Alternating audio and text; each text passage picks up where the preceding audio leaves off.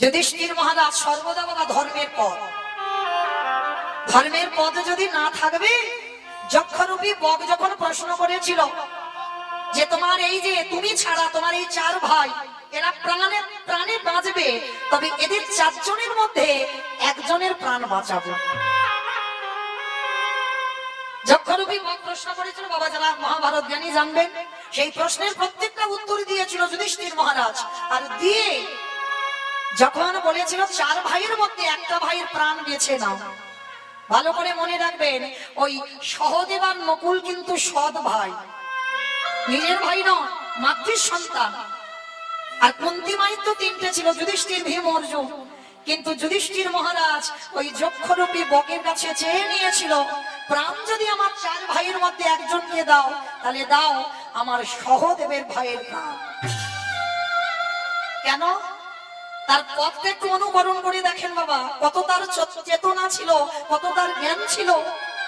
আমাদের মতো সাধারণ মানুষ হলে নিজের ভাইয়ের প্রাণ চাইব, কিন্তু যুধিষ্ঠির মহারাজ সহদেবের প্রাণ চেয়েছিল। কেন? তার একটাই কারণ, যখন মাতৃ সহমরণে যায়, হিসাবে কিন্তু সহমরণ কুন্তী মা ছিল, পার্থতা কুন্তী মায়ের ছিল, কিন্তু মাতৃ সহমরণ হলো কেন? তার একটাই মাত্র কারণ ছিল, মাতৃযন্ত্র কুন্তী মায়ের মতো মাতৃত্ব আমার নয়।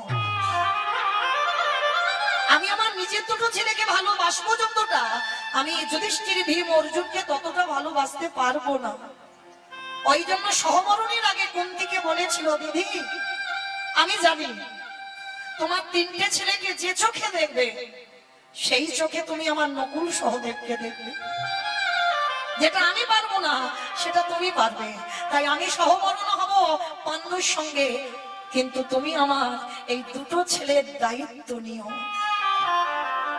যুধিষ্ঠির জানতো এই কথা, আর যুধিষ্ঠির মনে ভাবলো, আমার তিনটে ভাই যদি মরে যায়, আজকে আমি বেঁচে আছি, আমার ভীম, অর্জুন যদি মরে যায়, আমার মার মুখাগ্নি আমি করতে পারবো, আমার মার কুল উদ্ধার করতে পারবো, কিন্তু আমার মাতৃমায়ের কুল উদ্ধার করবার জন্য নয় নকুল নয় সহদেবকে লাগবে।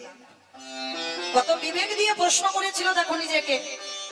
তাই সহদেবকে বেছে নিল। কেন? কারণ সহদেব ছিল ভাইদের মধ্যে ছোট।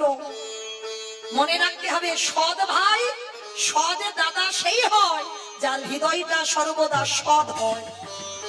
নিজের ভালো হবে, নিজের মঙ্গল হবে, আর অন্যজনের নয়। এটা সৎ দাদা বলো, সৎ ভাই বলো, সৎ মায়ের কর্তব্য নয়।